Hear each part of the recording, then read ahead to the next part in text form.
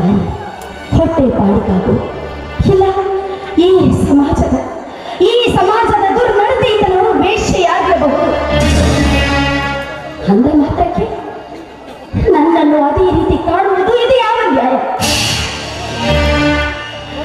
ಈ ಸಮಾಜದಲ್ಲಿ 108 ಬಣ್ಣದ ಆಸೆಗಳನ್ನು ಒಪ್ಪಿಕೊಂಡು ಹುಟ್ಟಿದ್ದಾರೆ. ಯಾವ ರೀತಿ ನಡೆದರೂ ಒಂದು ಕೆಟ್ಟ ಮಾತು ಮಾತಾಡಿದ ಈ ಸಮಾಜ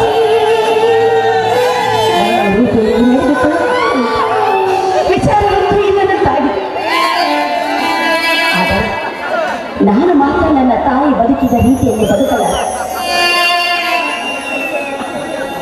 ಒಬ್ಬ ವೇಶ್ಯೆಗೆ ಇಂದಿನ ಈ ಸಮಾಜ ಕಟ್ಟಿರುವ ಪಟ್ಟ ಅಂದರೆ ಅದು ನಿತ್ಯ ಮುತ್ತೈದೆ ಎನ್ನುವ ಪಟ್ಟ. ಯಾಕಂದ್ರೆ ವೇಶ್ಯೆಗೆ ಇಂಥವನೇ ಗಂಡ ಅಂತ ನಿಗದಿಯಾಗಿರೋದಿಲ್ಲ. ಚಿಕ್ಕಂದಿನಲ್ಲೇ ನನ್ನ ತಾಯಿಯ ಪ್ರೀತಿಯನ್ನು ಕಳೆದುಕೊಂಡು ಅನಾಥರಾಗಿ ಬೆಳೆದ ಇನ್ನು ತಂದೆಯ ಆಶ್ರಯವಂತೂ ಮೊದಲೇ ಇಲ್ಲ. ಹೀಗಿರುವಾಗ ಒಬ್ಬ ಒಳ್ಳೆಯ ಗುಣವುಳ್ಳ ವ್ಯಕ್ತಿಯನ್ನು ಮದುವೆಯಾಗಿ ಈ ಸಮಾಜದಲ್ಲಿ ಒಳ್ಳೆಯ ರೀತಿಯಲ್ಲಿ ಜೀವನ ಸಾಗಿಸಬೇಕು ಅಂತ 108 ಕನಸು ಕಂಡಿದ್ದೆ. ಆ ನನ್ನ ಆಶಾ ಕಿರಣಕ್ಕೆ ನೀರೆರೆದವರೇ ನನ್ನ ಕ್ಲಾಸ್ಮೇಟ್ ರಾಜಶೇಖರ್. ಅವರ ಗುಣ, ಸ್ವಭಾವ, ನಡತೆ ಇವೆಲ್ಲಕ್ಕೂ ನಾನು ಮಾರಿ ಹೋಗುತ್ತೇನೆ. ಅವರನ್ನು ಹುಚ್ಚಿಯಂತೆ ಪ್ರೀತಿಸ್ತಾ ಇದ್ದೇನೆ.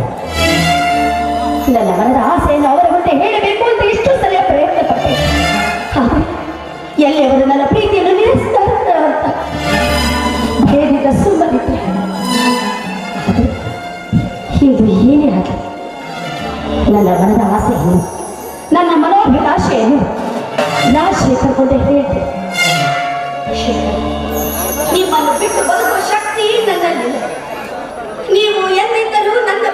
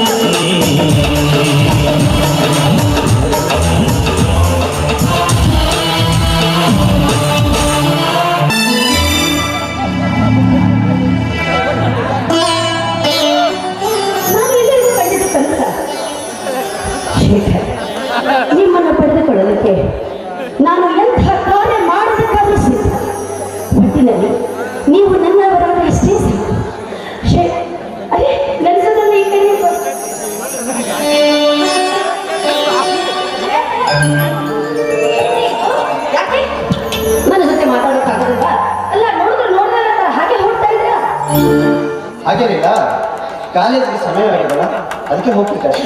ಯಾಕೆ ಕ್ಲಾಸಿಗೆ? ಅದು ಬರ್ತಿದೆ. ಅದು ಸ್ವಲ್ಪ ನಿಮ್ಮ ಹತ್ರ ಮಾತಾಡೋದಿತ್ತು, ಅದಕ್ಕಾಗಿ ಇಲ್ಲಿ ನಿಂತಿದ್ದೆ. ನನ್ನ ಹತ್ರ ಮಾತಾ ಏನಾದರೂ ನೋಡ್ಸ್ಬೇಕಿತ್ತ ಅಥವಾ ಹಣದ ಸಹಾಯ ಏನಾದರೂ? ಆ ಥರದ್ದೇನಿಲ್ಲ ನೋಡಿ, ಇದು ತುಂಬಾ ಪರ್ಸನಲ್ ಆದ ವಿಷಯ. ನಿಮ್ಮ ಮುಂದೆ ಹೇಗೆ ಹೇಳಬೇಕು ಏನು, ಈ ವಿಷಯ ಕಾಲೇಜ್ನಲ್ಲಿ ಮಾತಾಡಿದ್ರೆ ಸರಿ ಆಗೋದಿಲ್ಲ ಅಂತ ಈ ಏಕಾಂತವಾದ ಸ್ಥಳದಲ್ಲಿ ಕಾಯ್ತಾ ನಿಂತಿದ್ದೇನೆ. ತುಂಬಾ ಪರ್ಸನಲ್ ಏನಪ್ಪ ಅದು? ನೋಡಿ ಶೇಖರ್, ಇವತ್ತು ನಿಮ್ಮ ಮುಂದೆ ನನ್ನ ಮನದಾಸೆಯನ್ನು ಬಿಚ್ಚಿ ಹೇಳ್ತೀನಿ. ಶೇಖರ್, ನಾನು ನಿಮ್ಮನ್ನು ತುಂಬಾ ಪ್ರೀತಿಸ್ತಾ ಇದ್ದೀನಿ. ಹುಚ್ಚಿಯಿಂದ ಪ್ರೀತಿಸ್ತಾ ಇದ್ದೀನಿ. ಈ ನಿಮ್ಮ ಗುಣ, ಈ ನಿಮ್ಮ ನಡತೆ, ನಿಮ್ಮ ಸ್ವಭಾವ ನನಗೆ ತುಂಬ ಹಿಡಿಸಿದೆ. ದಯವಿಟ್ಟು ನನ್ನ ಪ್ರೀತಿನ ನಿರಾಕರಣೆ ಮಾಡಬೇಡಿ. I love you.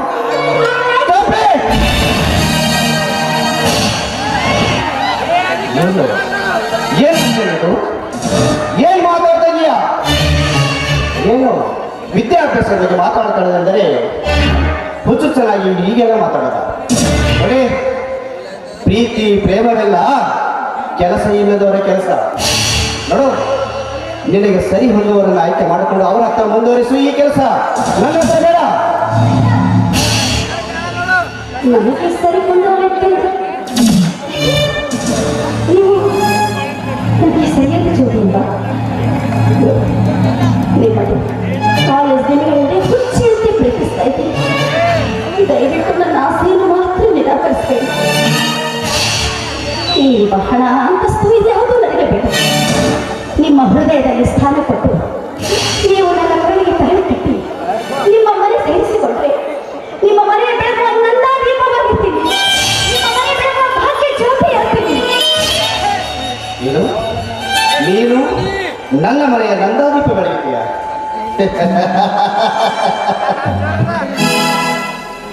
ಏನು ಹಗಲ್ಗನಸು ಕಾಣ್ತಿದೀಯಾ?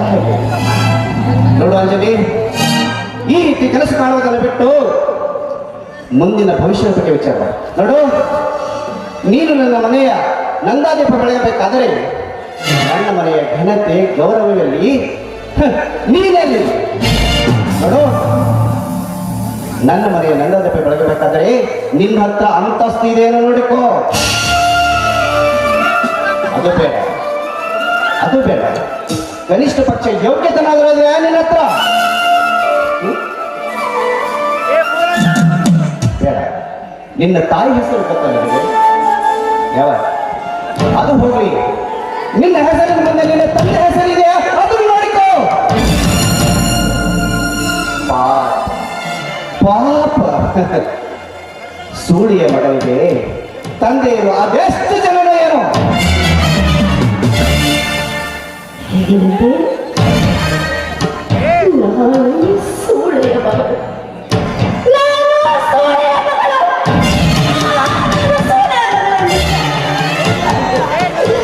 ಒಂದು ಹೆಣ್ಣು ಸೂಳೆ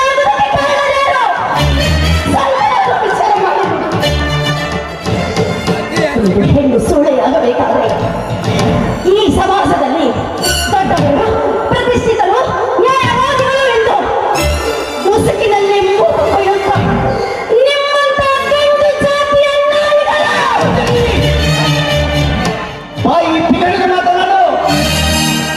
ಯಾಕೆ ಗಂಡಸ ಜಾತಿಗೆ ಮಾತಾಡೋದಕ್ಕೆ ಸಿಟ್ಟು ಬಂತ? ಬರಬೇಕು, ಬರಲೇಬೇಕು. ಶೇಖರ್, ಒಂದು ಹೆಣ್ಣು ಗಂಡನಿಲ್ಲದೆ ಬಸರಾಗಬಹುದು, ಆದರೆ ಗಂಡಸಿಲ್ಲದೆ ಬಸರಾಗಲು ಅದು ಯಾವ ಕಾಲಕ್ಕೂ ಸಾಧ್ಯವಿಲ್ಲ. ಹೊಟ್ಟೆ ಪಾಡಿಗೆ